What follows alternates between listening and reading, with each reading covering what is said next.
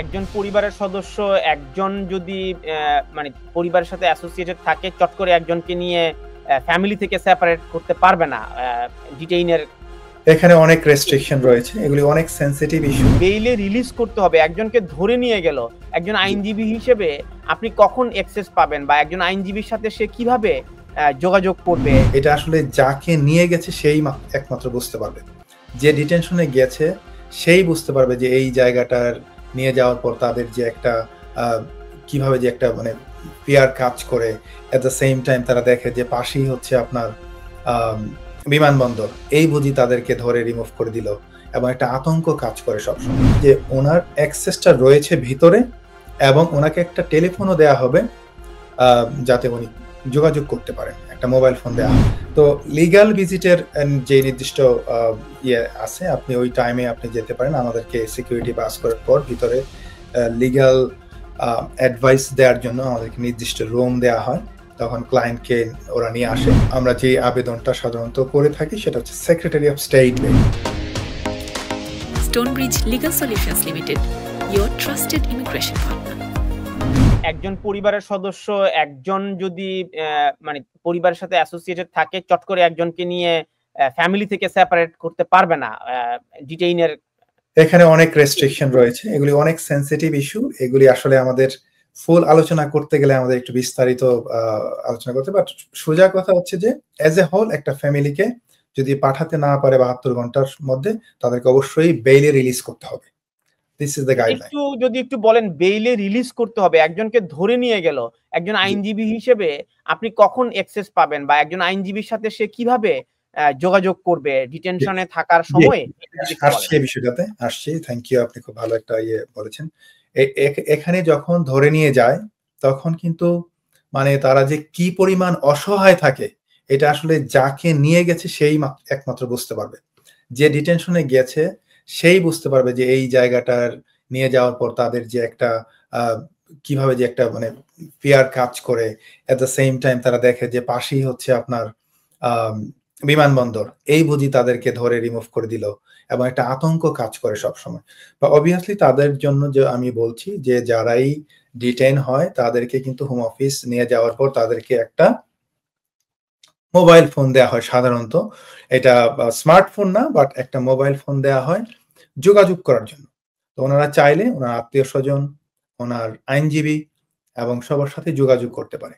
যোগাযোগ করে উনি কিন্তু এট দ্য সেম টাইম ওখানেও কিন্তু আপনার ওয়েলফেয়ার অফিস রয়েছে, সেখানে গিয়ে উনি যে কোনো তথ্য, উনি যদি শিক্ষিত থাকেন, কথাবার্তা বলতে পারেন, উনি ওখানে গিয়ে হেল্প নিতে পারেন। ওখানে গিয়ে উনি জানতে পারবেন যে কিভাবে বেইলের আবেদন করতে হয়।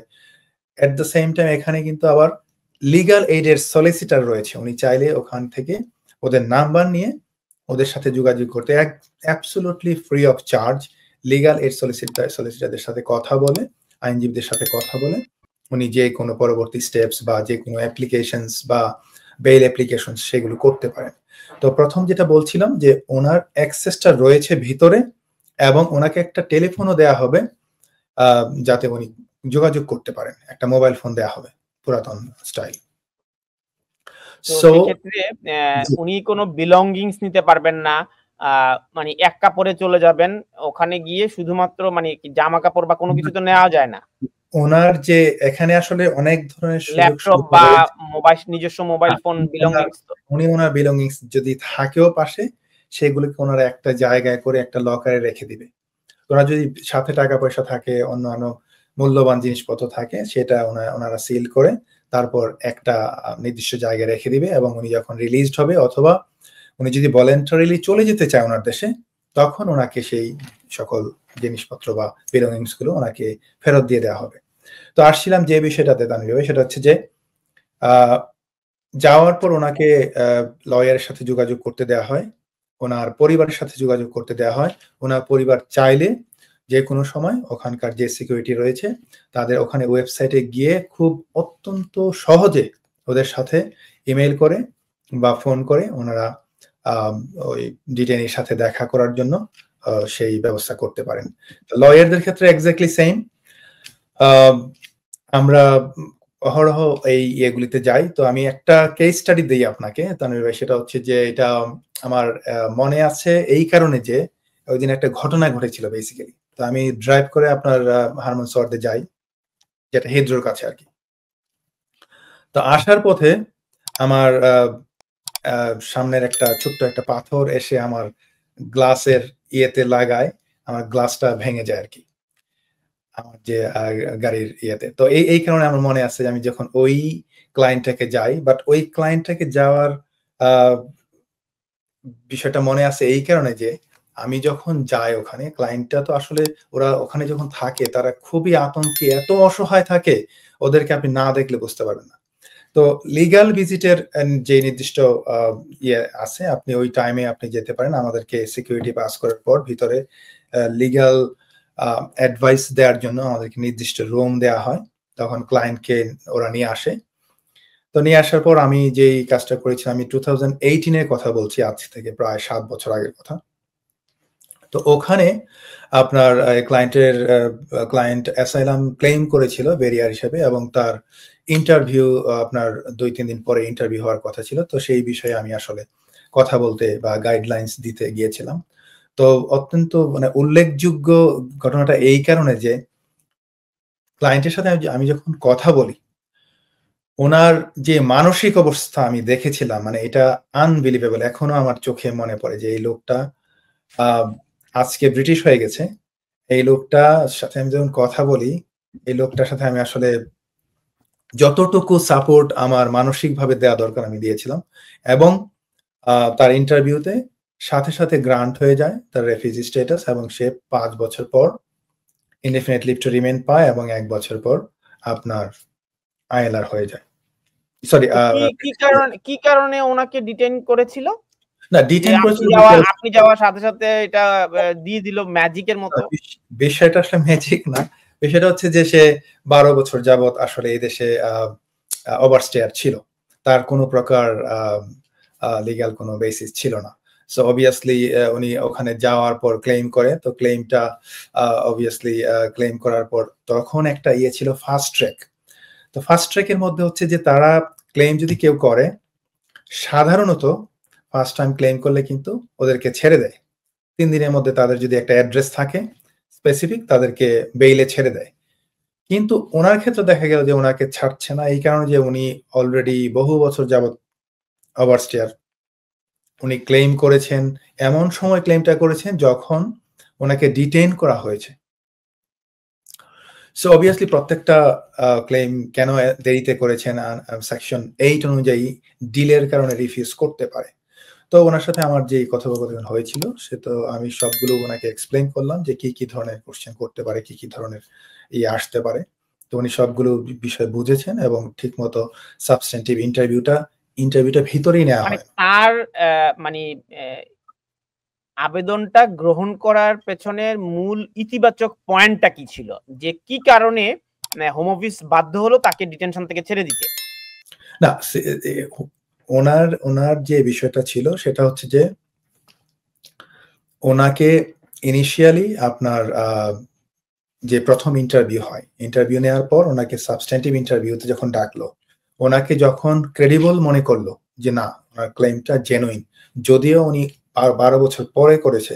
এটা ১২ বছর পরে করার একটা রিজন ছিল যে উনি ডিলের কারণটা হয়তো উনি জানতো না যে এই কারণে ক্লেইমটা করা যায়। উনি এতদিন সো অবভিয়াসলি উনার যে ইন্টারভিউটা নেওয়া হয় সেখানে হোম অফিস তাকে ক্রেডিবল মনে করেছিল, বিশ্বাসযোগ্য মনে করেছিল, এবং তারপর তার অ্যাসাইলামটা গ্রান্ট করে তাকে সসম্মানে রিলিজে ছেড়ে দেয় আরকি। তো এটা উইদিন ফিউ ডেইজ এর মধ্যে আসলে ছেড়ে দিয়েছিল। অবভিয়াসলি তারপরে তো উনি এখানে এসে ব্যবসা-বাণিজ্য করে এখন মোটামুটি বেশ ভালো আছেন। তো ওইটাই বলছিলাম যে যেখানে তার ব্যাক অফ দ্য মাইন্ড এ ছিল যে উনি হয়তো যেকোনো সময় তাকে রিমুভ করতে পারে। আর সেই জায়গায় উনি আজকে ব্রিটিশ নাগরিক হিসেবে এখানে প্রতিষ্ঠিত আছেন, ভালো জব করছেন, ব্যবসা করছেন, ভালোভাবে আছেন।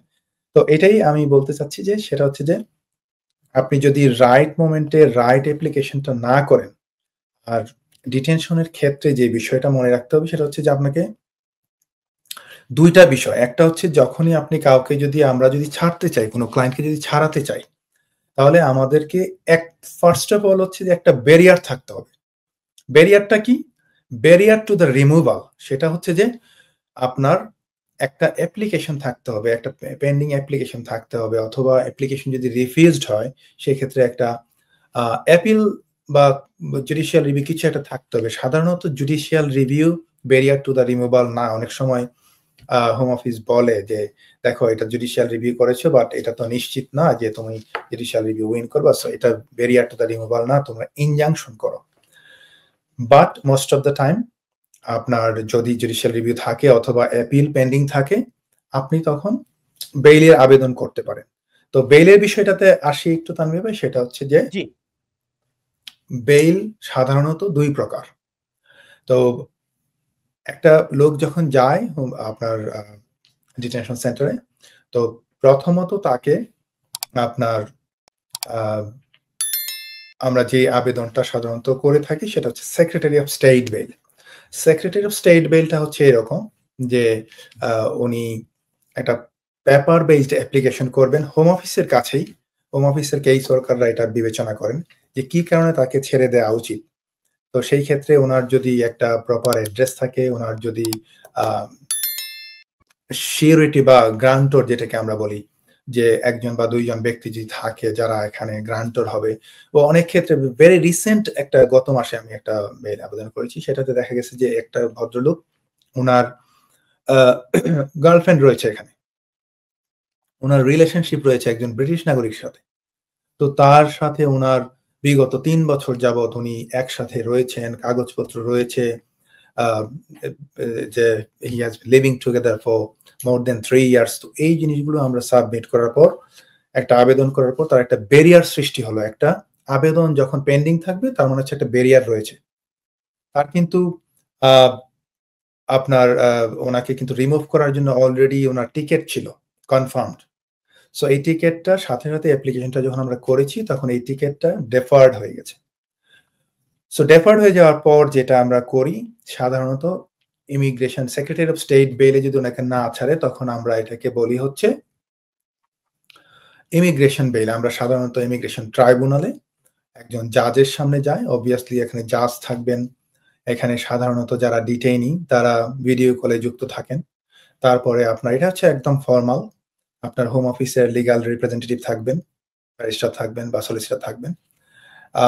ওনার পক্ষেও যে আবেদনকারী ওনার পক্ষেও এখানে থাকবেন। তো এখানে একটা ফর্মাল বিষয় নিয়ে আলোচনা করা হয় এবং জাজ দেখে। অনেক সময় জাজরা অনেক সময় খুব হার্শ থাকে because of the immigration history. দেখা গেছে যে আপনি যে বিষয়টা এখানে সবচেয়ে গুরুত্ব পায় সেটা হচ্ছে যে first of all owner barrier to the removal আছে কিনা, কোনো অ্যাপ্লিকেশন পেন্ডিং আছে কিনা, এবং এই অ্যাপ্লিকেশনটা কতদিন লাগতে পারে হোম অফিসে ডিসিশন নিতে। এটা যদি লম্বা সময় হয় তখন হোম অফিস মনে করে যে আন্ডার আর্টিকেল 8 অফ ECHR তাকে বেশি দিন, তার যেহেতু রাইট অফ লিবার্টির কারণে তাকে বেশি দিন লম্বা সময় আটকে রাখার কোনো দরকার নাই। ওনাকে তো বেইলে ছেড়ে দিয়ে উনি সেই প্রসেসটা মেইনটেইন করতে পারে। এট দ্য সেম টাইম ওনার ইমিগ্রেশন হিস্ট্রিও দেখে যে তার কোনো প্রকার আপনার অ্যাবসকন্ডিং হিস্ট্রি আছে কিনা। তো উনি যদি দেখা যায় যে অতীতে আগেও ওনাকে ছেড়ে দেওয়া হয়েছিল এবং উনি বারবার যখনই ছেড়ে দেয় তখনই পালিয়ে যায়, উনি আর হোম অফিসে রিপোর্ট করে না। তো বেইলে ছাড়লে কিন্তু স্পেসিফিক অ্যাটলিস্ট 2টা কন্ডিশন থাকেই। 2টা কন্ডিশন হচ্ছে, একটা হচ্ছে যে আপনি একটা নির্দিষ্ট অ্যাড্রেস থাকবে, যে অ্যাড্রেসে আপনি সবসময় থাকবেন সেটা বলছেন, একটা নিরাপদ অ্যাড্রেস থাকবে আপনার। আরেকটা হচ্ছে যে আপনি নিয়মিত, এটা হতে পারে 15 দিন, 1 মাস, 2 মাস, 6 মাস পর পর আপনি একটা নির্দিষ্ট জায়গায় গিয়ে আপনি রিপোর্টিং করবেন। তা আপনি যদি রিপোর্টিং না করে, আপনি যদি মনে করেন যে আমি যদি যাই আবার হয়তো আমাকে ধরে ফেলবে, এই ভয়ে অনেকে করে কি রিপোর্টিং এ যায় না, তখন কিন্তু আপনি আরেকটা ইমিগ্রেশন যে বেইলের ব্রিচ করছেন। এই কারণে কিন্তু আপনার হিস্ট্রিটা নষ্ট হয়ে যাচ্ছে। এবং প্রিভিয়াস যদি এরকম অ্যাবসকন্ডিং হিস্ট্রি থেকে থাকে তখন কিন্তু জাজরা অনেক সময় বলে যে তুমি তো আগে একবার পালিয়ে গেছিলা, তো নিশ্চয়ই তুমি হয়তো আবার ছেড়ে দিলে তুমি এইবারও একই কাজ করবে।